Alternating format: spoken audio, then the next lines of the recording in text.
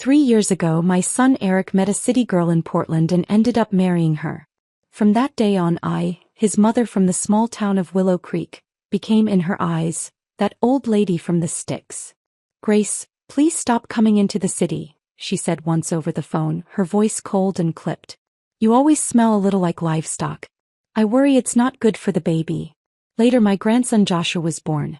She didn't even send me a photo. I only found out they were throwing a first birthday party for Joshua because a neighbor happened to mention it in passing. I wanted to be there more than anything. I picked up the phone and called immediately. Her voice on the other end was like ice. "Grace, it's better if you don't come. You wouldn't really fit in with our crowd. And honestly, I don't want things to be awkward in front of our friends." I paused for a few seconds. Said nothing more. Hung up. Then I called Mason, the local livestock buyer. "Come by tomorrow," I said. "Take all the pigs. Every last one." On Joshua's birthday, I put on my best clean clothes, took the bank book full of handwritten numbers and walked into the banquet hall. The room went so quiet you could hear a pin drop. Eric works at a city-run energy office in Portland. Steady job. Quiet man. 3 years ago, he brought home a woman named Vanessa. She was beautiful, draped in designer labels, her nails painted a glossy, aggressive red, city-raised, no question. Even then, I had this uneasy feeling. A woman like that would never respect someone like me, someone who raised pigs and lived off the land. Sure enough, on their wedding day, I wore a red dress tailored by the best seamstress in town. I even put on the gold necklace Henry gave me on our wedding day. I wanted to look presentable, respectable enough not to embarrass my son. But as soon as I stepped up to the hotel entrance, Vanessa's mother, Brenda, looked me up and down like she'd spotted something unsightly. Her lip curled. "Oh my God," she muttered. "Where did you even get that dress? That cut? It's so outdated." My face burned with shame, but I forced a smile. "We don't have big stores out in Willow Creek. It's handmade by a local." Vanessa stood nearby, lips twitching with amusement. She leaned over to whisper something to her mother. I pretended not to notice. Reached into my purse and handed them the wedding gift I'd spent a year saving up for, $10,000 all in cash tucked neatly into an envelope. "It's not much," I said, "just what I scraped together from selling pigs. You two take it for whatever you need." Vanessa took it without so much as a glance in my direction. Her nose twitched like she was smelling something foul. Later I went to the bathroom. That's when I heard her in the women's room talking to one of her girlfriends. "Did you smell her? Like she walked straight out of a barn. And that money? Probably her life savings. She acted like it was gold." I stood frozen in the stall, my chest tight with pain, like every word was a pin shoved straight into my heart. But what could I say?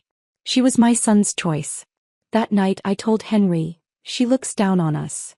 Henry just sighed. "It's their life now. Best not to get involved." I found out Vanessa was pregnant through a phone call from Eric. I was so thrilled I didn't sleep a wink that night. Before the sun even rose, I was already in the garden, picking the freshest vegetables I could find.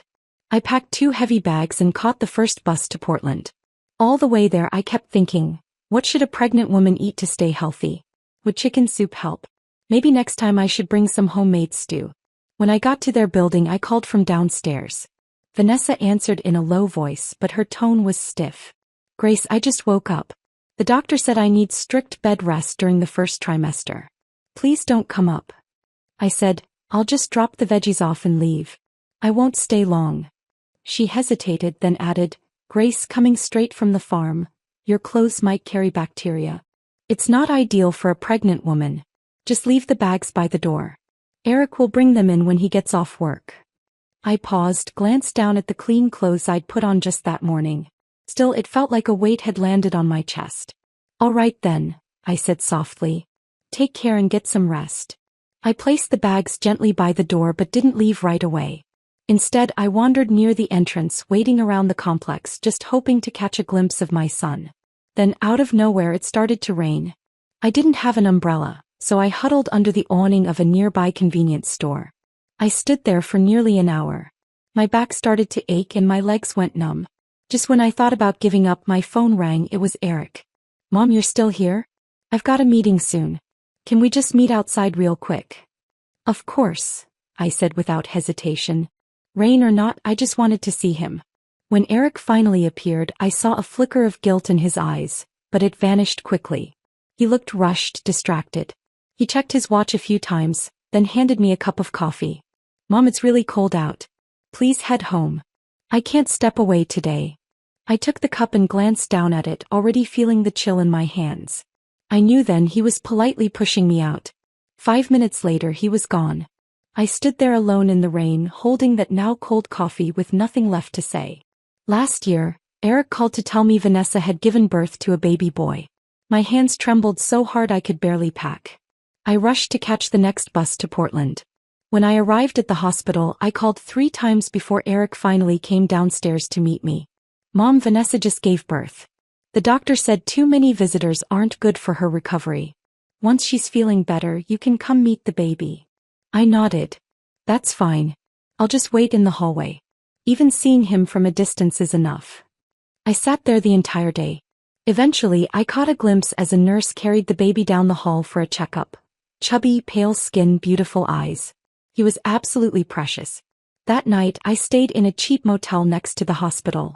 At dawn, I hurried back. Vanessa had been moved to a regular room. I stepped in, just hoping to hold my grandson for the first time.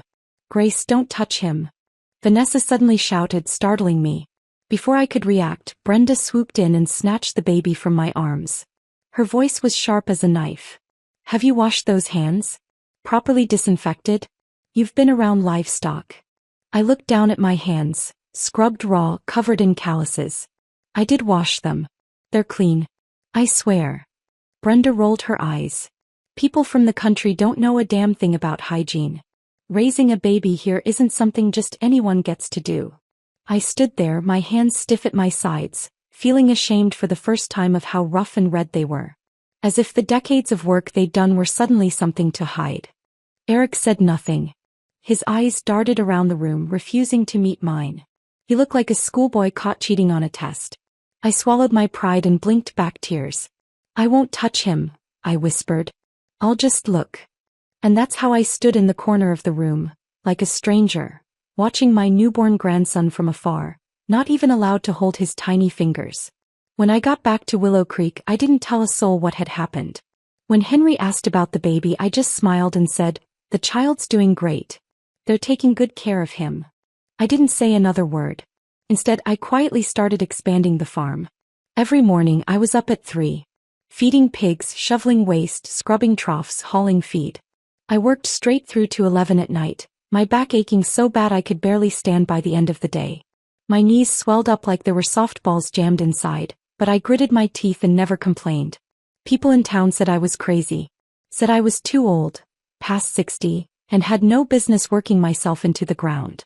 I always gave the same answer. "I'm saving up for my sweet grandson. It's worth it." Henry looked at the deep cracks and calluses on my hands, his eyes full of worry. "Grace, please. Just take a break. Look at your knees, you can barely walk." I pressed my lips together. "This is all I know, Henry. What else would I do if I stopped raising pigs?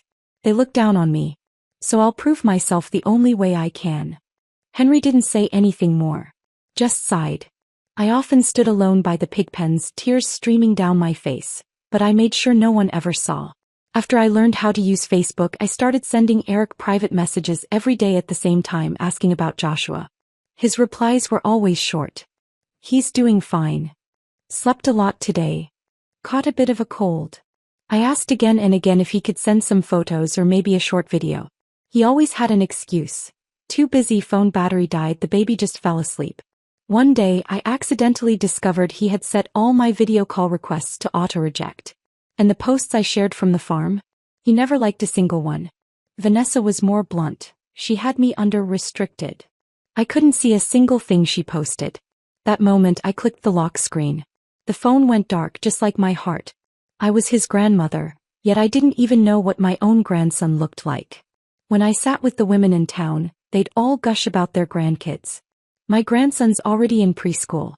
The teacher says he's got a real head for numbers. My granddaughter started ballet lessons. Let me show you a video." When it came to me, I just forced a smile. My grandson's still little. Chubby and sweet. Looks a lot like his dad. "Come on, show us a picture." I mumbled an excuse and slipped away, crouching behind the pig barn to wipe my tears in private. When Joshua's christening approached, I thought surely they'll invite me this time. But days passed. Not a single call. I finally asked Eric about it. On the phone, his voice was hesitant, uncertain. Mom, Vanessa just wants to keep it small. Her parents and a few close friends. Nothing big. It's really not worth the trip. I swallowed the lump in my throat and changed my tone. I made a cotton baby outfit, I said. Maybe I can just mail it? Better not. The mail can be kind of dirty. Maybe just bring it next time. I didn't argue. The next day I packed the tiny outfit and got on a bus to Portland. When I arrived at their building, the security guard stopped me. No entry without the resident's approval. I called Eric. He said he was in a meeting and asked me to wait. It was late winter. Sleet fell from the sky. The wind cut straight through my coat. I waited outside the guard booth for 3 hours. My feet went numb. My knees burned from the cold. Finally, Eric came down. He took the outfit quickly without warmth. His voice was impatient. Mom, Vanessa said, please stop coming by like this. He thinks you have a smell. It's not good for the baby. I looked down at myself. That day I'd showered, sprayed a little perfume. I made sure I was clean today. Okay, he said, waving me off. Just go. Don't let Vanessa see you. It'll only upset her. And just like that, he turned and walked away without a glance back. I rode the bus home in tears. A young woman sitting nearby handed me a tissue and asked gently, Ma'am, are you okay? I shook my head quickly, wiping my eyes. It's nothing. Just the wind. Something got in my eye. Not long after I returned to town, I attended an agricultural expo and came across a newly introduced Dutch pig breed. Tender meat, low fat, fast growth. The only downside? The price, steep. I wrestled with the idea for 2 nights, then finally bit the bullet and invested $20,000 to bring in a few breeder pigs. Henry was livid. He shook his head, frustrated. What are you trying to prove? We've been raising pigs for years and selling just fine. Why take such a risk now? I stayed firm. It's different now. City folks care more and more about eating clean. If the pigs are high quality, they'll fetch high prices. 6 months later, I was proven right. The meat from that new breed was incredibly tender and nearly fat-free. A high-end organic grocery chain in Portland took notice and signed a long-term supply contract. The price? More than double the market average. I dove in deeper, studying modern farming techniques, hiring vets for regular health checkups, even spending the extra money to get organic certification. Then I branded it. My own label, Willow Grove Farms. At first, folks around town laughed at me. What's this nonsense about eco-friendly pig farming? Social media promotion? That's just city people gimmicks. But when the owner of that Portland supermarket toured my farm, he was impressed on the spot and signed a cooperation agreement on the same day. Walking through the barn, he kept nodding. Ms. Grace, your operation is extremely professional, meets all the standards for certified organic. We're excited to work with you long-term. Over the next 2 years, I expanded production and taught myself business management and marketing. I even hired a recent Portland State graduate to help me set up accounting systems and teach me how to manage spreadsheets and inventory efficiently.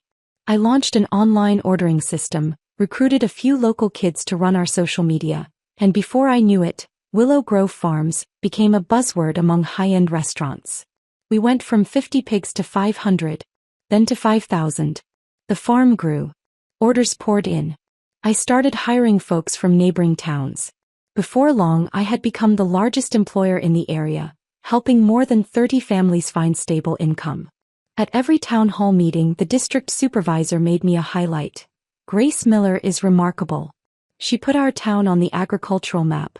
She deserves every ounce of support we can give. But I never mentioned any of this to my son. To them, I was still the same old pig-feeding mom. The country bumpkin in rubber boots. Last winter, a group of experts from the Oregon Department of Agriculture came to inspect the farm. They spent half an hour in my eco-waste treatment center and walked out beaming. This closed-loop system is a textbook model for sustainable agriculture. A few days later, a journalist knocked on my door, wanted to write a feature story titled, The Rise of a Woman Farmer.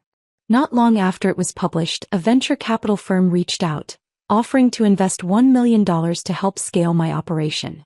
The whole town was buzzing. Even the mayor showed up in person with a delegation, declaring my farm a priority agricultural initiative. But Eric, I hadn't told him a word. Somewhere deep down I thought, one day those who look down on me will be stunned speechless. Then just before Joshua's first birthday, Eric called. Mom, we're throwing him a birthday party. If you're free, you're welcome to come. Vanessa said, just try to dress nicely. I didn't flinch. I simply smiled, voice calm. All right. I'll keep that in mind. After hanging up, I stood in front of the mirror. My face was weathered. My hands rough and calloused. My clothes loose, outdated, like someone who had just walked out of a barn. I picked up my phone. Hi Linda. Sell all the pigs from the current batch. Then I made another call, to the buyer, to finalize the sale of the farm. A week before the party, I signed the official farm transfer agreement. I split the funds into two parts. One went into a new organic food venture. The other was invested long-term, safely tucked away in the bank. Next, I walked into the town's beauty salon and got the full works. A deep facial, hand treatments to soften the calluses, even had my nails professionally done. Then I headed downtown to a luxury boutique and picked out an Italian designer outfit. A personal stylist helped me choose accessories and a hairstyle to match. When I stepped in front of the mirror, fully dressed, I hardly recognized myself. There stood a woman with poise, with color in her cheeks and clarity in her eyes. Was that really me? Henry stood frozen in the doorway. That's my wife? I turned and smiled. Not a good look? He broke into a grin. No. It's perfect. You look incredible. Like it was always meant to be. I also picked out a sharply tailored navy suit for Henry. When we stood together in front of the mirror, smiling, it felt like we'd gone back in time. Back to our wedding day 30 years ago. For Joshua's birthday party, I dressed with care. Around my neck was a diamond necklace I had just commissioned, $30,000. It was the first time in my life I had spent that kind of money on myself. As soon as I reached the entrance of the banquet hall, I heard Brenda's voice booming like she'd grabbed a microphone. Well, look who showed up. Who thought it was a good idea to let the farm woman in here? Hope that animal stench doesn't ruin the appetizers. Vanessa's father, Gary, gave me a passing glance full of disdain and muttered, Your son's sweet, bringing his mother along like that. She didn't come empty-handed, did she? I smiled faintly. Said nothing. Eric's face turned beet red. He mumbled, Brenda, Gary, enough please. Vanessa looked me over, her eyes full of suspicion and that same old contempt, until she noticed the fine Italian suit I was wearing, the polished hair, the flawless makeup. For a second she froze. Her mouth twitched into a forced smile. Grace, you're looking creative today. The tone said it all. You're trying to imitate us. I smiled back, calm and steady. Thank you. You look lovely too. I handed her the gift I'd prepared. She didn't even glance at it, just passed it to the nearest waiter like it was a takeout box. Inside the hall, I found my seat, in the far corner at a small round table with no name card. I was surrounded by distant relatives and friends from Vanessa's side, none of whom I knew. The room buzzed with chatter and laughter, but my corner felt like a storage nook behind the kitchen. Twice, servers approached me politely asking, Ma'am, are you with the catering staff? Could you help pass the hors d'oeuvres? I forced a little laugh. No, I'm the birthday boy's grandmother. Their faces flushed and they hurried away embarrassed. Eric had vanished. Vanessa was holding court at the main table, laughing with her parents and friends like nothing else existed. They spoke in French on purpose. Every so often one of them would cast a glance in my direction with that smug look. She can't understand a word we're saying. Someone whispered, Who's that old lady over in the corner? Vanessa barely looked up. My mother-in-law. From the country. You don't have to fuss over her. Another guest offered a half-hearted courtesy. Oh, where's she from? I opened my mouth to respond, but Vanessa cut in. Some tiny place called Willow Creek. You've never heard of it. They raise pigs, grow vegetables, that kind of thing. The guest nodded, lips curling into a mechanical smile. Well, that's charming. Then turned away to refill their champagne. I sat up straight in my chair, back stiff, hands resting quietly on my knees. My expression was calm, like still water. As I was waiting for my moment. The ceremony began. The MC bounded on stage, grinning so wide it looked painful. And now, let's welcome Joshua's proud grandparents, his maternal grandparents, to say a few words. Brenda and Gary immediately rose hand in hand, basking in the attention as they took the stage. "We've prepared a special gift for our grandson," Gary beamed. "We've opened a $20,000 fund in his name, to help him grow up healthy and strong." Applause swept through the room. Guests nodded in approval, murmuring compliments. I stood up slowly. From my handbag I pulled out a thick folder and a bank book, then made my way toward the stage. The murmuring in the hall grew louder, curious, confused. Vanessa's face drained of color. She leaned toward the MC and whispered urgently, "End it. No. We don't need anyone else going up there." The MC hesitated, clearly uncomfortable, but didn't dare stop me. He gave a strange smile. Ma'am, and you are?" My voice was calm and unwavering. "I'm the boy's grandmother. From Willow Creek. Yes, I raise pigs. And today I'd like to give my grandson a gift." Vanessa's smile contorted, more painful than polite. "Grace, that's not necessary.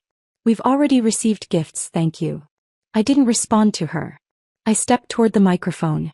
Every eye in the room was fixed on me. For a moment the silence was so sharp, you could hear the squeak of a server's cart rolling across the floor. I stood at the front, lightly tapped the microphone and spoke in an even, unhurried tone. "I'm Joshua's grandmother. Yes, I'm from a farm. These hands of mine have raised pigs and tilled soil." A wave of murmurs rippled through the guests. Some chuckled. Others whispered behind their hands. I scanned the room. Brenda was smirking. Vanessa was scrolling on her phone.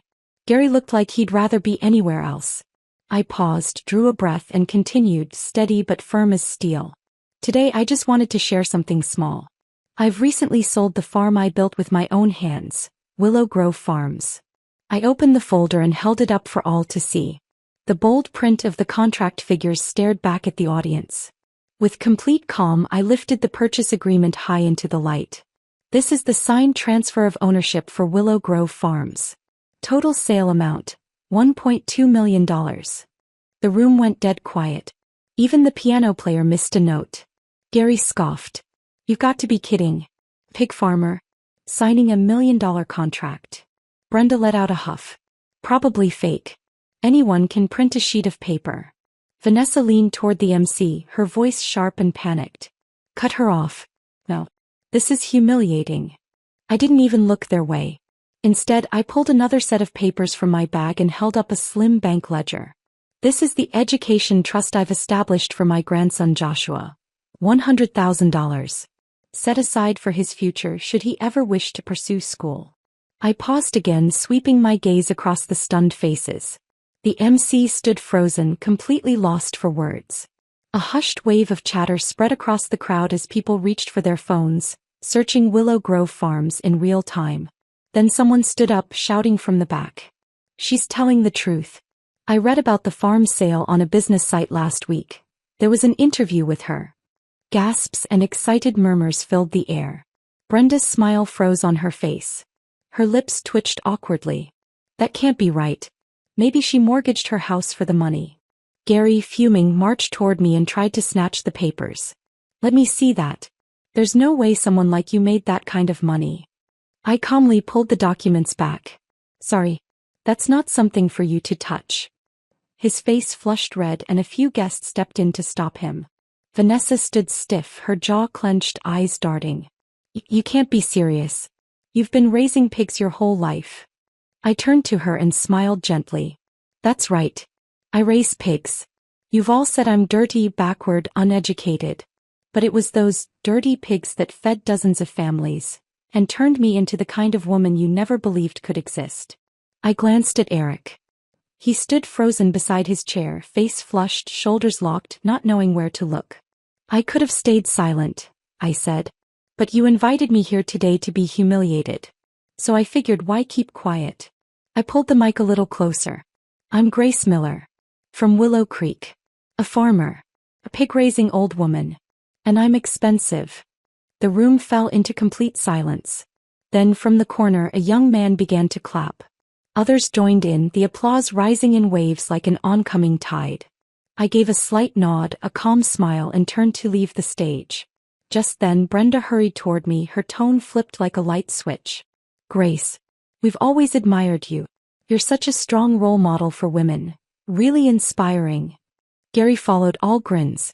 Let's stay in touch, yeah? We'd love to have you over for dinner sometime. Vanessa forced the words through gritted teeth. Grace. There's been a misunderstanding. Let's not hold on to the past, okay? I stopped walking. Looked at them all, one by one, as their faces strained into warm smiles that didn't reach their eyes. You called me dirty. You said I was an embarrassment. You said I was lying. And now you want to cozy up to me. I stepped forward, my voice soft. But each word landed like a hammer. Do you deserve that? Then I turned, heels clicking against the polished floor, and descended from the stage. My skirt swished behind me like a blade slicing through silence. At that moment, the entire ballroom stood still. The three of them, Brenda, Gary, Vanessa, left standing like wax figures, frozen under the weight of their own disbelief. After the party ended, Henry and I didn't linger for photos or polite goodbyes. I told the driver to take us straight back to the hotel. When I peeled off the expensive outfit, all I felt was relief, like I was finally breathing in clothes that fit my real skin. The next morning, Eric was standing outside our hotel. No phone call. No text. Hands shoved deep into his coat pockets, shoulders hunched like a schoolboy who'd been caught cheating. I opened the door and looked at him. I didn't say a word. He kept his gaze low. Mom, I'm sorry. About yesterday. So I said nothing. I was so wrapped up in what Vanessa thought, in being accepted by her world. But yesterday I realized, the only one I was ashamed of was me. I leaned back into the couch, my eyes falling on the paper bag in his hand. He placed it carefully on the coffee table. His voice was tight. I made breakfast. Myself. It's not store-bought. I don't know if you'll want it. Henry stood, picked up the bag, gave a quiet nod. Thank you. I didn't take it. I looked at Eric. You want me to forgive you? He nodded. Like a child. I smiled, soft but firm. I can forgive you. But I'm not going back to being the mom who waits around hoping you'll come home. He blinked. Stunned. I'm not your footnote. I have my own name. My own land, my own business, my own worth. If you want to see me again, don't bring breakfast. Bring a photo of Joshua. Then I stood and opened the door for him. He lingered at the threshold, eyes misty but smiling, tentative. I'll bring the photos, Mom. I promise. When the door clicked shut behind him, I knew I had finally stepped out of that lonely corner, right into the center of the light. I didn't return to the old farm in Willow Creek. Instead, with support from the state agricultural program, I invested in launching a women's agricultural innovation cooperative. I called it Sunroot Sisters. For the first time in my life, I wasn't building something for anyone else. I was building something for me. Part of the money from the farm sale funded classrooms, an organic garden, a craft workshop. I hired a legal advisor to help women in town with land disputes and asset protection during divorce. Those neighbors who used to whisper behind my back, now they came knocking, asking how to write a business plan. Every Tuesday afternoon, a circle of young moms and older women would gather on the lawn, listening as I taught them how to turn 1 acre into a livelihood, how to turn a side hustle into a real business. Henry built me a podcast booth on site, and together we recorded every story, every lesson, sharing it with women who needed to hear it. American Country Living ran a feature on me. The headline read, "From Pigpen to Power, the woman who took the stage." During the interview, the journalist asked, "Grace, if it weren't for that birthday party, would you have told them about your success?" I shook my head. No. Then why did you finally speak up? I smiled. Because sometimes it's not about wanting to speak up. It's about needing to. Otherwise, people will keep thinking you're just that quiet little pig. Henry was slicing an apple beside me as I spoke. He chuckled softly. You know, these days you talk and people freeze like they just saw lightning. I looked back at him. I used to stay quiet because I thought it wasn't worth it. But now I know. Every word I say, every decision I make, it's worth something. After our weekly sessions, the women would often hang around asking questions. One young woman once pulled me aside and whispered, "Grace, now that you have money and respect, do you still ever feel lonely?" I paused, thought about it, then answered honestly. I used to feel lonely because no one ever listened when I spoke. But not anymore. Because now I'm finally speaking in my own language. One evening, I sat alone on the bench near the greenhouse, listening to the crickets, feeling the soft hum of dusk. Then I heard footsteps. Eric was back. This time he didn't bring breakfast. He brought Joshua. The little boy could walk now, ran up in overalls, big eyes wide as the sky. Grandma. His voice was small, unsure but not afraid. I knelt down and wrapped him in my arms, eyes burning, but for once the tears didn't fall. That night Henry poured me a small glass of whiskey. "You've fought hard enough for one lifetime," he said softly. "From here on out it's time to live for yourself." I raised my glass, tapped his gently. "To the woman who walked out of the pigpen. And to the woman who'll never bow her head again." Out in the distance the lights in the greenhouse still glowed, soft, steady. Like all the tears I'd ever shed. Like all the fire I'd ever carried. Gentle now but no longer controlled by anyone else. At last I had become the kind of woman who could applaud for herself. That night at the party, I stood frozen in the middle of the banquet hall as my mother walked up to the stage, slow, steady, composed. My heart pounded in my chest, palms slick with sweat. She wore a tailored navy pantsuit I never would have imagined her picking, a touch of makeup, and her hair swept up in a clean, elegant knot. And yet, despite how different she looked from the woman in my memory, the one hunched over the laundry basin outside the pigpen, hands cracked and calloused from labor, I knew she hadn't changed. I had become distant, cowardly, willfully silent, and in that silence, I had become part of the cruelty. 3 years ago, I brought Vanessa home for dinner. She stepped through the door and immediately wrinkled her nose. "Does your house always smell like this?" I said nothing, just cracked a window open. Mom pretended not to hear. She even cooked 2 extra dishes, her best ones. At dinner, Vanessa took one bite of the stewed beans and muttered, "It's way too salty." I kept my head down and kept chewing, pretending I didn't hear that either. Even then, I knew Vanessa and my mother would never get along. But I played dumb, tried to straddle both sides. After we got married, Vanessa told me she didn't want my mother visiting. "She dresses like a relic from the past," she sneered. "And she always smells like livestock." I didn't stop her. I even stood beside her as we called Mom. "Maybe don't come," I said coldly. "The air in the city isn't good for you." I still remember that silence on the other end of the line. The pause. The forced smile in Mom's voice when she finally said, "All right, take care of yourselves." I was an accomplice. I knew how Vanessa and her mother mocked my mom behind closed doors. I knew they laughed at the clothes she mailed us, the photos she shared, the way she pleaded just to see her grandson. And every time I said nothing, it was a knife in my mother's back. But that night, under the glow of chandeliers, my mother stepped onto the stage and announced the $1.2 million sale of Willow Grove Farms like she was made of steel. I was stunned, ashamed, speechless. Gary scoffed. "You've got to be joking." Brenda snorted. "Obviously fake." Vanessa leaned in, hissing at me. "Go up there. Get her off that stage." But I didn't move. I couldn't. Then Mom pulled out the second folder, an education trust fund. $100,000 for Joshua's future, she said. I watched Vanessa's eyes change. It wasn't awe. It was greed. "You knew about this?" she whispered to me. I shook my head. Her jaw tightened. "Can we access it?" She said we, but I heard it clearly. She never saw my mother as family. Just a bank account. And then it all came rushing back. Mom's meals, her handmade blankets, the gifts she sent, the texts, the voice messages, the photos all ignored, blocked, discarded. I was the one who told her the farm was too full of bacteria. I was the one who made up the doctor's advice not to visit. I was the one who physically kept her from our door. And she still stood on that stage and said, "I'm from the country. I raise pigs. But I'm also very expensive." That sentence cracked something wide open in me. Years of numbness shattered in an instant.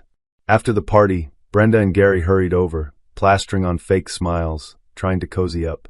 I didn't stop them, but I didn't follow. For the first time, I stepped back, watched them with new eyes. They were never my family, just props I used to cover my own shame. In the car ride home, Vanessa was quiet. Right before we pulled up to our place, she muttered, "Your mom really kept her cards close. She's manipulative, you know."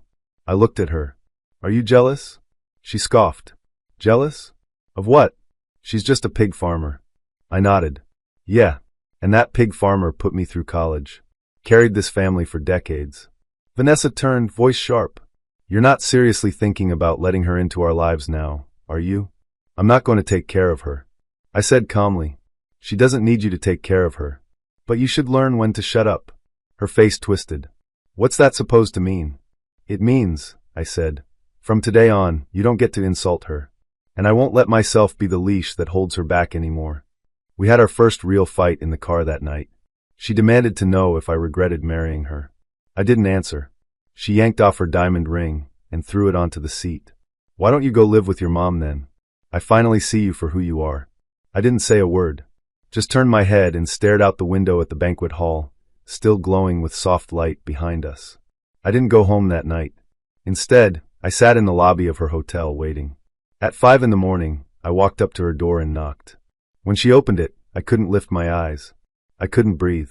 She looked at me and waited. And I said, Mom, I woke up. I know it's late. She didn't hit me. She didn't cry. She just nodded once. Late is still better than never. A few days later, Vanessa filed for divorce. She said she was done with this family flipping upside down. Said she wasn't going to live under the shadow of a pig-farming old woman. She handed me a list, houses, accounts, every asset neatly itemized. Said she was willing to walk away with nothing, as long as Joshua's education trust is transferred under my name. I laughed. A bitter, broken laugh. You don't deserve it. Then I signed the papers. Let her go. Threw out every last shred of the illusion I had tried to protect for years. Afterward, I took Joshua to see Mom. She was in the greenhouse, sitting beneath a string of hanging lights, surrounded by young women as she taught them how to manage livestock costs. I walked over with my son in my arms. Mom, I said, he knows how to say Grandma. Joshua looked up at her with wide eyes and a shy smile. Grandma. Her eyes welled up, but no tears fell. She just gave the faintest nod. Quiet. Steady. And in that moment, I understood something. She hadn't waited for us to turn around. She had walked far enough forward that she didn't need our validation anymore. And now, finally, I had the chance to start learning how to be her son.